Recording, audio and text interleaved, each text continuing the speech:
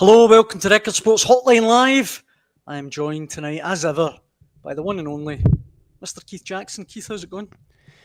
All right, Daniel. All right. It's been one of those sort of a frantic build-ups to the show, hasn't it? Where you're running about trying to get information, and we do it. We do have. If people only knew, Keith, the trouble that we go to behind the scenes. Yeah. For a reward-winning show. I'm there cheering you on. I'm there in the background cheering you on. So there is a little bit of what you could probably describe as a bit of breaking news with regards Conor Coady tonight, Daniel. We said last night, didn't we, the sort of exclusive and Hotline Live, that Conor Coady was hoping to be left out of Leicester's travelling squad for a 10-day pre-season training camp in Austria. They left this afternoon. I'm not sure. I think they might still be in the air. And short of being able to be at the airport to count them on and count them back off again, it's impossible to say for certain if Conor Coady has made that flight or not. It looks very much as if he's not, but you could look foolish by saying that. We've seen some video clips. What I can say, and this is what I'm finding really interesting because it strikes more a little bit of substance. Shortly before we came on tonight, Daniel, it was confirmed to me that Leicester have been in talks with another centre-half who they see as a ready-made replacement for Conor Coady. An English guy with bags of Premier League experience who, you know, they feel fits the profile that will be left if Conor Coady was to leave the club, and that these talks have been ongoing now for a couple of days and are believed to be at quite an advanced stage. So then you tie into that the fact that the new boss at Leicester, Martí Cifuentes, has started work today. I think they were training in Leicester before getting on the flight this afternoon. The club released a bit of video footage from the training ground. There was no sign of Conor Coady in any of the clips. And then shortly, minutes before we went live tonight, some footage came out from, I think, Midlands Airport of the Leicester players getting on board a charter flight to head to Austria. And again, without being definitive on it, certainly, we couldn't see, and we were looking long and hard, we couldn't see any signs that Conor Coady was among the players who were making that trip. So, from a Rangers perspective, given the news that we broke 24 hours ago, we did say last night, Daniel, that hopefully we'd be in a position to give them a more of a clue about what the situation appears to be by this time tonight. And at this time tonight, I think what we've established is that Leicester have got their eyes on the guy that they see as Conor Coady's replacement, and there is no sign of Conor Coady getting on Leicester's flight to Austria. And of course, the significance of all of that, Daniel, is that Rangers need to register their squad for the doubleheader against Panathinaikos tomorrow night, Thursday night. It's actually 2 players, I believe, that can be added to that as a bit of a loophole 24 hours ahead of kickoff. So there is still a possibility to do business later on. But in terms of getting the squad together, I think in an ideal world for Russell Martin and for Conor Coady, they'd like to be in a position to have his name on that list that is registered with UEFA tomorrow night. It looks as if it might be heading in that direction, but this is obviously a story that we're working on even as we're on air just now. My phone's still going, and we might get some sort of confirmation even during the show, but an interesting one which I'm sure we can go back to because we've just been joined from Faro. I was going to say that. I mean, I actually caught up with Record Sports Andy Newport earlier about Rangers, but we can maybe keep that for later, Keith, because the Portuguese too, Ryan McDonald and Michael Gannon, join us live from the Algarve. How's it going, guys? Sorry, we can't really hear you that well. We've got the music playing in the background, but we'll make the most of it. We've got the DJ blasting out the tunes here before the match. Nobody here yet, actually, but the tunes are getting blasted out. maybe that's just the guy for the nightclub last night, Mick. Well, I wouldn't know, Keith. I was tucked up in bed with a good book. But I've heard it can get quite lively in these parts. Yeah, and you don't want to let the genie out of the bottle. You don't want to let the Frank the Tank genie out of the bottle down there. There might be no way back. Not a chance. What's the temperature like, guys? It's currently 29 degrees. Whiffed. It's sweltering. It's been hot. The last couple of days have been really, really boiling. We're in the shaded section today, which is good though. It's not too bad at the moment. In terms of where we're sitting up the gods here, Estadio Algarve. But yeah, so it's going to be a tough workout this temperature against the Sporting Lisbon team that are pretty strong as well. We're just waiting for the team sheets, but I think it's going to be a strong start lineup with Celtic. I think there are a few regular faces in that team. Wait to see if Kasper Schmeichel's his first kind of minutes of pre-season as well. Expect to see him and a few others. So yeah, I think we'll see Celtic stepping up a wee bit.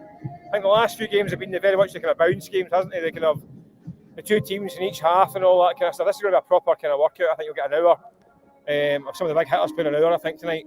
Depending on how they cope with these temperatures, it is boiling. Excuse my ignorance, guys, but where are Sporting Lisbon in terms of their Portugal. summer programme just now? Northern Portugal, but they arrived in here shortly. Where are they? Where they are in terms of their pre-season schedule, Mick? Are they I think a couple of games in, or is this? Yeah, I think they're slightly behind Celtic. Not much. There's not much in it. So they'll be looking for a good test as well. I think they're just slightly behind, but not too much. Maybe a week. So it should be a good workout. Listen, you know what these games are like. It's a bounce game. So you've got to judge on its merits. But I think it'll be a good workout for both teams ahead of the kind of new season and your European kind of plans and all that stuff. So it should be good. It's a decent game. What you hearing? Are they anticipated to go with a kind of similarly strong kind of starting 11, or not so much? I think so, but it might not be they all play as long. I think Celtic might do the 60-minute thing tonight, whereas I think Lisbon might maybe change things up in a half time. You never really know. They've got massive squads as well, so I'd imagine there will be more subs in the Royal Navy. It's as usual for these kind of games. But I think for an hour it should be a good contest. And after that, we'll see how it goes. Guys, what is the latest in Kasper Schmeichel? Is there an injury concern there? I know that they've kind of been wrapping him up in cotton wool a little bit, haven't they? No, I think I spoke to Brendan Rodgers after the game on Saturday, and he said, no concerns, nothing to worry about. He was actually at the game on Saturday, he was watching on for the sidelines, and the manager just said, we'll just give them an extra few days off, and he did hint that he would be involved tonight, so essentially the word was nothing to worry about. Right. I feel like the guy in charge of the PA turned it up there when you started talking, Ryan. He's turned it up now. He's just winding us up now, I think. I think he's started taking Mickey. I'm sure I heard this song last night as well. But In terms of Kasper Schmeichel, he'll be fine. I mean, he was playing with Denmark in June, so he's only had 3 weeks off anyway. And he's like, listen, let's be honest, he's a goalkeeper. He's not going to be doing the beep tests and the hard yards and all that stuff. No. So he'll be fine. I mean, I think that's what's going to happen. He's 38, so this is going to happen throughout the season. He's not going to be training 5 days a week. He's going to get extra days off. We need to manage him carefully, and I'm sure that will do him the world of good. But certainly, from what the manager said on Saturday, there's no injury concerns. So a bit like us in the Portuguese nightclubs, one night on, one night off. We can't do it every night either. Listen, what I think is quite significant, I'm sure I saw pictures of Cameron Carter-Vickers kind of rejoining the squad for training, guys, over the last 24 hours or so. That's big news for Celtic. Well, we did see him playing head tennis on Friday, so I think he's on his way back to full match, back to fitness, obviously, after his injury over the summer. So, yeah, he's again. I think he'll be ready for the Premiership. Hopefully against the Run to start the season. I imagine he'll get game time in the next kind of maybe over Italy when they go to Como. I mean, I think that's probably they'll get on the pitch at that point. But again, a bit like Schmeichel. I mean, Cameron Carter-Vickers has had to nurse various injuries over the years. He gets used to playing through the kind of pain barrier. It's all kind of tabloid cliche, isn't it? So he'll be managed again, I think, as well. So again, he's naturally quite a fit guy anyway. So I don't think there were too many concerns. As long as he's fit and fine at the start of the season, I won't be too worried. Well, obviously, he required surgery at the end of the season, Mick, and when with every operation, there's always that kind of risk factor that you have to build into it. But Celtic were confident that he'd gone early enough. They kept him out of the USA. They did a frantic summer schedule, and they took him out of that in order for him to get his operation so that he'd be round about now. So it seems to be going to schedule, and I think that's a source of comfort for Celtic, given the size of the games that are around the corner. I think they can also afford to ease him into the season domestically as well. I mean, you can be careful with them and ease him into the season. I think the big date in the diary is that European qualifier at the end of August, and they've got plenty of time to that point, so they can ease him in gently up to that point, because they have got Also Liam Scales, Austin Trusty, Stephen Welsh, Aaron Moore's now come in. So they can ease him back in at his own leisure and get up to speed for that European game. That's the one game I think they want him to be fit and ready for. For me, I think along with Callum McGregor, he's the one kind of irreplaceable in that team. You know, the untouchable. I think he's absolutely crucial. When he doesn't play in that the back line, I really think the defence falls apart. So it'll be absolutely crucial. He's back for the Champions League playoff, obviously, and that's obviously why he went for surgery early in the summer to be sure that he would be fit for that. So he's absolutely massive for this team. In the comment section, Paul says you look like a couple of old dads turned up at the school disco to collect the wins. Listen, I can accept that's a bit harsh on young Ryan. Well, I know I've got a grey beard, but I'm early 30s. I keep telling folk I'm his dad. Mark says if you break into the YMCA, his subscription is ended immediately. I think he should, to be honest. I'm just waiting for Pink Pony Club. That's my tune. That's my favourite tune. I'm just waiting for the Pink Pony Club to kick off. That hit Samovsky, boys. I'm afraid you're going to have to explain that one, Mick. We're going to need more detail. What is the Pink Pony Club? Pink Pony Club, Keith. Was it Chapel Road? Listen, my young daughter has got me hooked on that nonsense. I'm a big Swiftie as well. I've never been Swiftie Ed for my life, but I'm a big Swiftie these days. Mick, you're a bit shifty. I don't know about a big Swiftie. I didn't come here to be abused, man. I'm here to give my knowledge in Scottish football. Mick, I'll say this as well. There's no chance Keith didn't know about that club. No chance. He knows all about it. Sorry, he's cracked it up again. No, I'm not sorry. I lost you there. What we can tell you, it looks like the Celtic team are out in the pitches now, so the pitch is lovely and shaded as well, so they're not in the kind of beating sun, so the conditions are looking great, pitch is looking magic. I think this stadium was built for the Euros in 2004. Yeah. It's a nice stadium, and there's not really many people in it just now, but there's a few people outside waiting for the team buses and etc. to arrive, so it's a seeing a green and white, so I'm assuming that Celtic probably wearing the black kit tonight. We didn't mention as well that, I know it's been in the offing for 6 months now, but Kieran Tierney back in action for Celtic tonight. It's quite a big night for Celtic fans. Yeah, the first time we'll get to see him obviously live. He played behind closed doors on Saturday for 45 minutes, but yeah, this is the first time that Celtic fans will actually be in the stadium when he's back, so I'm sure the people here will give him a massive reception, and obviously it'll be an even warmer welcome when he makes his return to Celtic Park on Saturday for the Newcastle game, so he'll be excited to put on the boots again and play in front of the Celtic fans, that's for sure. Guys, you kind of mentioned a couple of names. Can you run us through it again? Specific guys that you see perhaps getting a start tonight in the Celtic team. You mentioned you think they'll go quite strong, and we've just had one of the comments in there. Is there any indication of Inamura? Is he likely to start tonight? I would have thought by what you're telling us that Kieran Tierney would probably be in the first 11.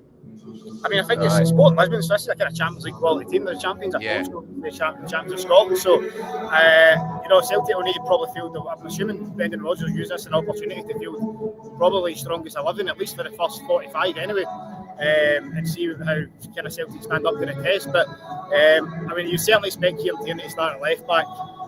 Probably looking at Austin Trusty, Liam Scales, Colby Donovan has been started at centre back Saturday, but he might come off the bench, I'd say. I think it'll probably be a strong team. Tony Ralston playing right back. You guys like Pelo Bernardo's another one, coming back after being involved with the Euros with Portugal, the 21s for Portugal. So it's all the kind of the main first team guys now. Tierney, I think he might play a half again. Yeah. Given the fact he was a week behind, I think it might be 45 for him. Inamura's done all right so far in these games he's played. At left back, he is a centre half, so it'd be nice to see him at centre half at some point. But I don't know if that's well. The thing with Inamura is he's actually not really been tested that much defensively in these two games, so he will get tested tonight. That's for sure if he comes on. So this is probably a game where you'll be able to judge him a bit more. I know it's only 3 games in, 3 45-minute games in, but this is probably a game you'll be able to see how he copes against genuine quality opposition. And what about Alistair Johnson? You mentioned Tony Ralston. He's a bit behind. Also, he was involved with Canada through the summer, quite a busy period as well. So he's got a bit more time. Again, I think he had some slight injury issues at the end of the season. He wants to try and rest him up a wee bit. But a bit like Callum Carter-Vickers, I don't think there's any concern about him in terms of building his fitness. He can ease himself into the season as well. But still got Newcastle Saturday. Ajax the following week, and perhaps Como as well. So they've got a few more games to play before the season starts. So he might be another one to kind of ease himself in at the season. So we've got the team here. Actually, it's just been announced by Celtic. So you've got Schmeichel in goals, back four of Ralston, Dane Murray, actually, who gets a start, Liam Scales and Kieran Tierney, midfield of Callum McGregor, Ben Nygren and Rio Atati, and then it's a front three of Forrest, Maeda and Eder. So it's a strong team. Dane Murray has a chance to shine. Brendan Rodgers already said he's going to be in around about the first team this season. He's 22, so it's kind of, this is his time to really step up and try and stake a claim in the team. So it looks like a strong team there. It's probably strongest 11 you could have probably 2 or 3 off his strongest 11 at this point in time, yeah. Carter Vickers missing. Bernardo, Carter Vickers, a few Johnson. But I think it really highlights, you've got James Forrest, 34-year-old, starting out wide right. It really highlights the need to get wingers in quickly. You've got Dyson Maeda out on the left and Adam Eder up front. So, they're looking shorter options up front, shall we say. Even looking at the bench just now, you've not really get many natural replacements. Yang's only our wide man, really. Yeah, that's Montgomery, I suppose, that's Montgomery, but he's been around for a long time. Yeah. We said it the other night on this show that there's work to be done with Celtic. There's gaps in that team that need to be filled. So this team that's playing today shouldn't be the team that's going to be starting the season in a fortnight's time. But we'll see. Before we let you go, guys, the Flying Haggis has been in touch in the comments. He says he's congratulating us. It was some coup getting Will Ferrell on the show tonight. I'm getting more dogs abuse in this show, honestly. I was called Ricky Gervais that other night, so I'm going to leave it on HR. The great news is, I can see if you look over your shoulder there's Robert Grieve from The Sun, one of our competitors, who's obviously been itching to get on the Hotline Live for a while. He's getting hanging about there. Ask him to come over and join in. Photo bombed.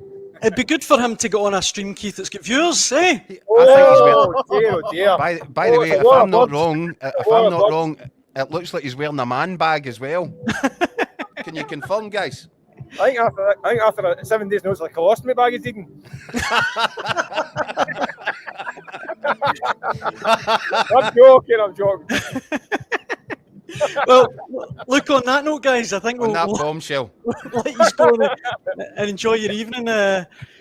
Thanks very much for that. Nick always leaves me. He always leaves me like, how do I sign off this? But there you go. Have the plug on him, Dan, before this goes south. It's probably the best. I should cancel that email to HR.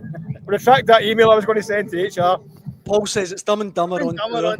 Come on, Paul, give us a break. It's pre-season, it's meant to be fun. By the way, this could be the next pair host of Celebrity MasterChef here.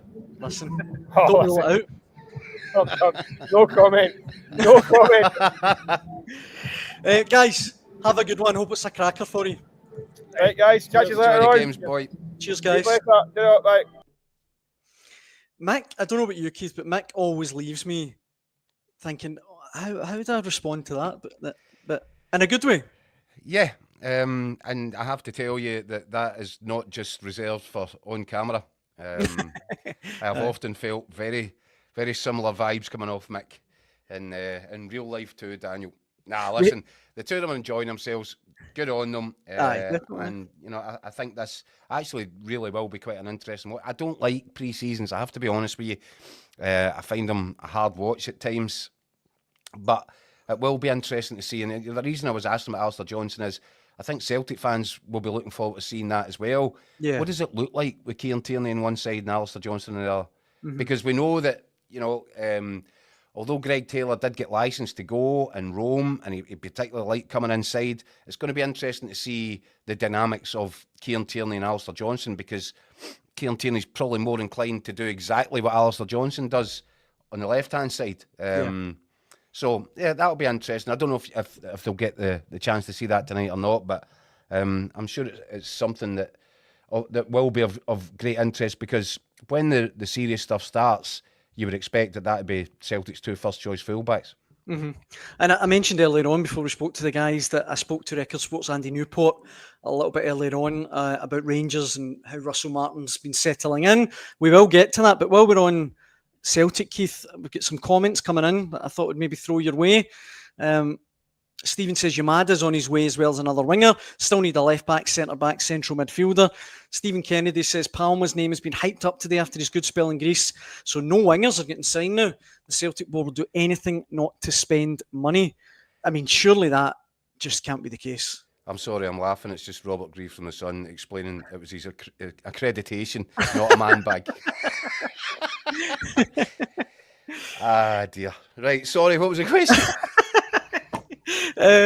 Let me find that again. Stephen says Palma's been getting bigged up, so there'll be no wingers signed. That can't be the case, can it? No, I wouldn't imagine so. I would expect. Look, I've said it already. And you can see from the lineup tonight, Maeda's gone back to the left-hand side. But I still would expect Celtic to try and sign 2 wingers because they need to replace Kuhn and Jota to make sure that the squad has the same number of options as it did when it was at its optimum level last season. Yeah. The one bit of transfer news we can kind of bring you, it's been in the offing all week basically, but Shin Yamada, Keith, if there was any doubt that he's coming to Celtic, you can put that to bed. Emotional send-off. He's been given a big emotional send-off. They seem to like that in Japanese football, don't they? Yeah, but listen, that's a good sign, isn't it? I mean, we talked about the Sheffield Wednesday fans and Gassama not happy to see him go, to Rangers. And, if a player gets the big send-off, if the fans are showing emotion, I think he was quite tearful. It does tell you that there's something about the extent of the relationship he's got with the supporters. And that's, I think, a positive sign. Look, all you can go on is what you see with your own eyes once he pulls a Celtic shirt on and we get a look at him. But I think that's a fairly positive sign. He's obviously endeared himself to the supporters there, and that's as much as you can hope for, really, isn't it? I mean, we've talked about it a wee bit, but I mean, look, he could be as good as Maeda, as Kyogo. I don't think you can read too much into the £1.5 million price tag, but I think it's safe to say Rodgers will have his eye 100%. On a much bigger signing. 100%.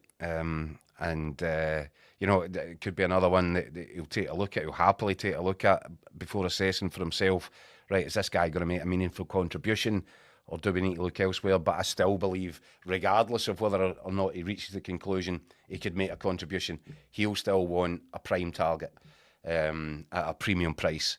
Yeah. And I'll be, I keep saying it, at the risk of repeating myself, we'll find out over the course of the next 2 weeks, is this a two-pronged, sort of 2-tier Celtic recruitment strategy this summer, which allows Celtic's board to do what they like to do, and cast the net a little bit and see what they can find and see if there's any bargains or guys that are going to end up at multiple value compared to the price that Celtic pay for them now. And the other side of that is, does it mean that Brendan Rodgers still gets the chance to do what he did last summer and spend big money on 2 or 3 guys that he thinks really enhance the starting 11? And that, we can sit and speculate all day long, Daniel, and we no doubt will do over the course of the next few weeks. But until you start to see what it looks like and who's arriving, we won't know for sure if it's Celtic board that are running this or if there's a compromise that allows Brendan Rodgers to bring in the players that he would describe as quality additions to the starting 11. David says the Celtic board will expect Ida to be the first choice striker, but Kyogo has not been replaced, and on top of that, Celtic need reinforcements. I think there's going to be at least one blue chip marquee signing that Celtic push the boat out for, but I do think it will become very late in the transfer window. But I guess we'll see. Keith, we started by talking about Rangers, and Conor Coady, and the news that we think, although we can't be sure, that he's not on Leicester City's trip. It appears like that, but without being there, as I said, counting them in and counting them onto the plane and upstairs and all that, you can't be absolutely certain. But from the video footage we've seen, it would appear that, we couldn't see him. Let's just leave it at that. And if he's not on that flight, then it would indicate, I think it would be a good sign for Rangers in their sort of quest to try and get this signing finally over the line ahead of the squad getting registered before Thursday night's deadline for the doubleheader against Panathinaikos. Yeah, absolutely. Well, I caught up with Record Sports Andy Newport earlier on today just to talk about Russell Martin and how he settled into the Rangers job, and obviously a pretty big game looming in the horizon. Shall we hear what he had to say? Yeah, let's do that. Andy, less than a week before Rangers' crucial clash with Panathinaikos, how will Russell Martin feel the progress has been with his squad so far? I think he'll feel a lot happier, certainly, than he was this time a fortnight ago. Obviously, the transfer activity has ramped up significantly. 7 new faces in. Some of the big sort of voids in his squad makeup have been filled.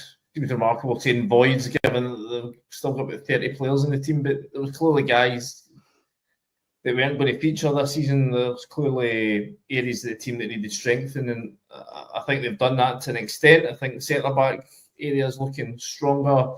The midfield area, it looks really competitive in there. Obviously, you're talking sort of 4 or 5 guys there that will be battling out for those sort of 3 central slots. A couple of wider options in now, Estadio Algarve and DJ Gisama. Perhaps I think he would have been happier had he certainly had the more frontline forward options. Obviously, they still got the 3 strikers there with Cyril Dessers, Hamza Gamani, and Danilo. But with Dessers coming back off an ankle knock and a visa hold-up delaying Gamani's return to pre-season training, it's meant that he's had to sort of go with Danilo and a lot of these the sort of one public friendly they've had and 2 closed door games. So obviously he's still got those 2 other guys to come back in and boost his options. But it looks, I mean, we were down in St George's Park, myself and Scott last week, and whilst both Dessers and Agamani were with the team, they were doing sort of individual work, really going through their running, their sort of fitness top up. They weren't at the point yet where they were training with the full squad, so I'd be surprised if they're at the point yet where they could be ready to go into a big game of this magnitude. I think the good thing for Russell Martin is that, you know, he really needs his players to step up, and Danilo in that sense has done that.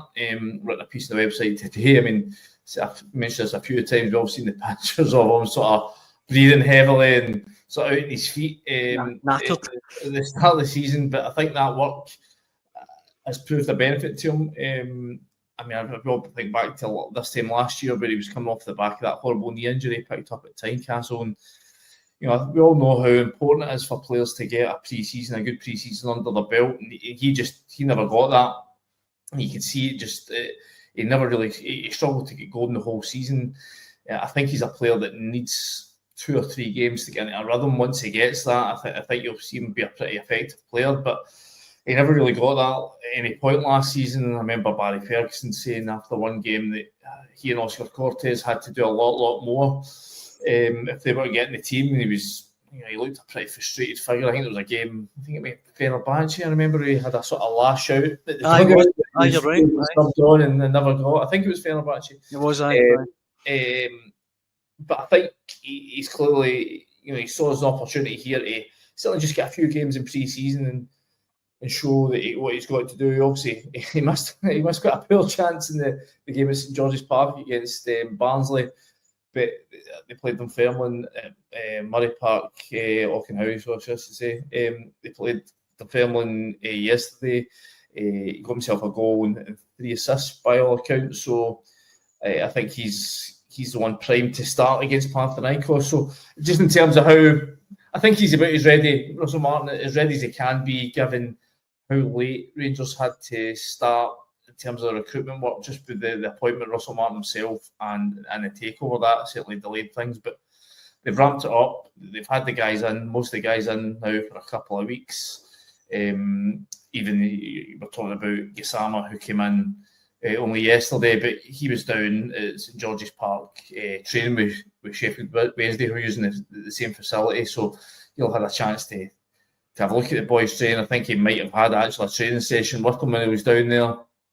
And certainly meet his new teammates. So as things go, they're probably as prepared as they can be, given the unique circumstances that they've had to deal with this summer. And as I say, the game is Tuesday night. What's your gut feeling? Do you think Russell Martin will add to his squad before then?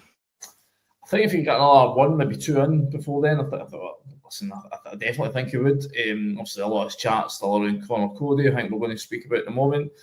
And obviously, I think if they could get a striker in, that would be the preferred option. But obviously, a lot of talk about a couple of candidates. Haven't been able to get that done yet. A lot of talk about outgoings. And as I say, I think we spoke about this a couple of times before. I'm not sure you'll see them really. I mean, most of the side, they've pushed out the boat in terms of big finance for Rangers, or a few of the deals so far. I think it's £4 million, I think, round about for Asgard, £2 million for Gisama, a few other bits and bobs spent so far. Okay, if I can do the maths now, something that you'll need to come back to me in terms of what the tally they've spent so far. But I don't think you'll see them really, if there's going to be any big deals to be done, I think they'll have to get guys off the wage bill before they do that. So unless there's going to be, I think given the tight timescale now, they're not going to sell a Dessers or an Igamani before these games. I said that a few weeks ago that this was the best course. I think the fact they've managed to get through the couple of weeks without having to let either of these guys go, knowing that they're going to be available. Okay, maybe not at peak fitness, but they'll certainly be available to sit on the bench for these two huge games. I think that's the best scenario for them. So, if you get another one in, maybe in defence, Conor Coady, just for that experience. But no, I think Martin will be pretty happy with the way things have shaped up over the last fortnight. And just on Conor Coady, Andy, I mean, we've talked about him quite a lot on the Hotline Live. I know that Keith rates him really highly, and I'm not saying I don't, I'm just saying I've not really seen him much, but do you share the sentiment that he could really be a cornerstone of this new look Rangers? Yeah, I think, anybody who's played, 200 games in the Premier League, played for England, still playing in the Premier League last season. Okay, it was a pretty disastrous season for Leicester in the end, but I think there was a multitude of issues at the club there, not least off the pitch. Change of management, recruitment that wasn't really up to requirements. That contributed to a lot more than to their demise, a lot more than Conor Coady's performances. But I think if somebody's a figure, we all know anybody who's ever watched them in Monday Night Football or any interviews he's ever given. This guy who's a proper communicator, proper leader on the pitch. I think he could be. They've lost big voices recently. Rangers, I think. Russell Martin, we were down last week, spoke about it. It's quite a young dressing room, especially the new faces that have come in this year, apart from Joe Rothwell, have all been sort of on the younger side. They could do with some big characters, losing guys like Yanis Hadji and Leon Balogun over the summer. That wouldn't have helped.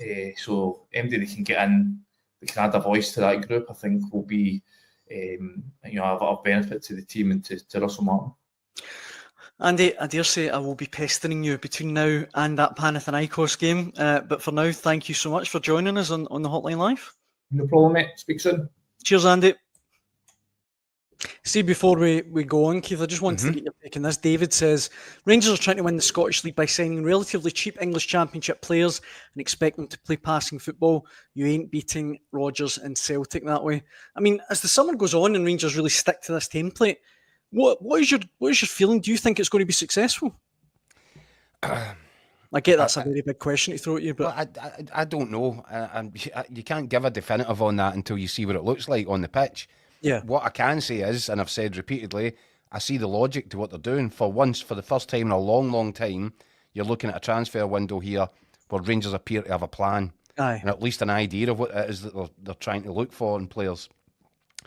Because we've seen the scattergun approach over many summers now and January windows, where it really has given off the impression of a club that's throwing stuff at the wall and waiting to see what sticks. This time, there's certainly a clear strategy and identity to what it is that they're trying to put together. Whether it works or not, you'll need to wait until... You need to excuse me on that one. Let me see what it looks like when they actually start playing football. I do think they need some key components, and I think that Conor Coady, certainly for me defensively, would be that kind of cornerstone, that sort of a key man at the centre of defence, an organiser and a leader, and a bit of experience. I think that's what this Rangers team's been missing, as well as a British core. It's been missing experience. There's some talent in there left over from last season, but I think you need some key guys around it, experienced guys that absolutely understand the need to win and how to drive people on in difficult situations and scenarios. Conor Coady to me is one of them. And I think Joe Rothwell will be a big performer for Rangers as well this season. I think he'll be an important signing. How it looks like, you'll need to give us a time on that and let's see. But I tell you what I would say, and it's not a bad starting block or starting point for Rangers. If their sort of logic on this is, well, the guys that they're buying, top-end Championship, and guys that have made the Premier League but can't just nail down regular games at decent clubs, your Bournemouth and Wolves and all that. Well, you wonder, you look at what they're coming up against, never mind Celtic just now, just the rest of the league. And there's a logic can be applied to that which says, well, they should have better quality than the rest of the teams that Rangers are going to come up against. And that means that fact alone, if they can be consistent and they get more of that winning mentality into their team with that added quality, well, there will be there should be more of a closer challenge to Celtic at the top of the table, purely on the basis that these guys should win a lot more games than they lose, and probably shouldn't drop the amount of points that were being thrown all over the place and dropped all over the road last time out. So by that virtue alone, that should make Rangers a different proposition. How they fare against Celtic, well, again, that's going to have to we're going to have to see a lot more of this and what it looks like before we'd be in any real position to judge whether or not they've closed the gap. But on one-off games last season, Daniel, as it proved towards the end of last season, you know, Rangers did kind of go toe-to-toe with Celtic and did okay. It'll be interesting to see what this version of Rangers looks like in those big games, especially given that I don't think that Celtic are anywhere near what they're going to look like when if Brendan Rodgers gets to sign the quality of players that he wants to before the end of this window. So fascinating, really interesting. And you know, and it's the uncertainty that makes it so interesting, isn't it? We just can't say for sure what this Rangers side is going to look like or what Celtic squad is going to look like by the end of this window. It all will become clear. David Gray there saying in the comments, Celtic aren't a problem for Rangers, it's all the other teams. That's the point. Agreeing with what you're saying. If you think you've recruited strongly enough to have a very, you know, better than even chance of winning most of your other matches during the course of a league campaign, it should make it concertinaed a little bit more at the top end of the table. You should be able to stay in sight of Celtic. And I think that's probably quite a logical approach to take. Stephen says, at least Rangers are backing the managers with signings. Time for Celtic to break bending. I would go back to what I said earlier on the show, Keith. I am almost certain there will be at least one marquee, blue chip, expensive signing that Rodgers can point to and go, he's ready-made to start and play in the Champions League. Yeah, well, I would think that Brendan Rodgers will probably be looking for more than one. I think 3 or 4 players that he feels increases the quality of the starting 11. And if that doesn't happen, then, well, it'll be interesting to see if Brendan Rodgers and Celtic's board can work hand in hand for the rest of the season and get over that, because that would suggest to me an impasse in the relationship there. And I don't expect that to happen. I expect Celtic to back him, but it's, you know, something that people are just going to have to sit and wait and monitor over the course of this window. And with you, Daniel, I expect it. I expect Celtic to back Brendan Rodgers. But if it doesn't happen, then there's going to be a problem there. Before we wrap up, Keith, I feel like I should touch on last night's Premier Sport Cup games. A couple of big results. David says, I don't want to get carried away, but Claudio Braga might be the greatest player to ever grace Scottish football. Eddie says, already starting to fall in love with Claudio Braga. And Adam says, I'm head over heels in love with Claudio Braga, and when he leaves, I'm going with him.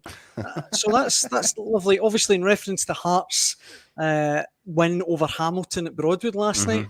And Braga, from the little bits I've seen, he looks a player. What was Derek McInnes compared him to? A Labrador. He called him a Labrador after the game. Said he's a wee Labrador. He loves the affection and running about. Well, do you know what? That's a great quote. And it sums up what you're saying there is you've got a guy that's full of energy, full of enthusiasm. And that's what I expect from this Hearts side this season. Not just from Braga. I expect that to be the story of this campaign from Hearts. I think they feel like a club that's been re-energised, recalibrated. Tony Bloom's come in. There's cash there. They've got a really, for me, a top level in SPFL terms Premier League manager who knows the course and distance, been over it so many times, and who really enjoys having a tussle and a roll around in the mud with Celtic and Rangers. Yeah, as I've said for some weeks now, Daniel, I see nothing but good times and exciting times ahead for the Hearts support. I think this feels as if they're in at the ground floor or something, and I'm fascinated to see how that looks too. I just want the season to start. I feel like it's been pre-season. We're almost there. Not long now. We're almost there. And we should say that tonight, Kilmarnock and Livy is the game in the Premier Sports Cup. El Plastico, although it's not really anymore, is it? No, it's not. Okay, that ruins that.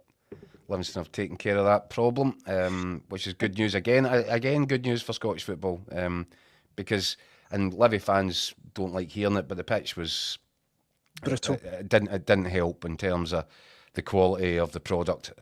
So I'm really glad that they've done that. I don't think they're so glad about it, but maybe they will be when the ball starts rolling. Or maybe they won't. Maybe it'll backfire spectacularly. And Kilmarnock, I think they've kind of rescheduled when they're putting the grass down. But again, we've talked about it. Falkirk's pitch. Not all plastic pitches are the same standard, and I think what Livingston are doing is putting down a plastic pitch which is of a real similar standard to some of the top ones in the country. Falkirk, people rave about it. So it is still a plastico because it is a synthetic surface. It's just a much higher grade of much better one. Synthetic surface than what we'd previously become used to, what with the big clumps of black rubber and all that, pellets. Well, hopefully it's a good game tonight. But I think that will bring us to the end of Wednesday's Hotline Live with Record Sport. Some brilliant comments coming in tonight. We really appreciate it. The chat is booming as always. If you want to get involved in the conversation, we'll be back tomorrow night at 6 p.m. We really hope you can join us then. Keith, it's always a pleasure. Yep, we'll see you tomorrow, Daniel. I hope you can join us then. Cheers.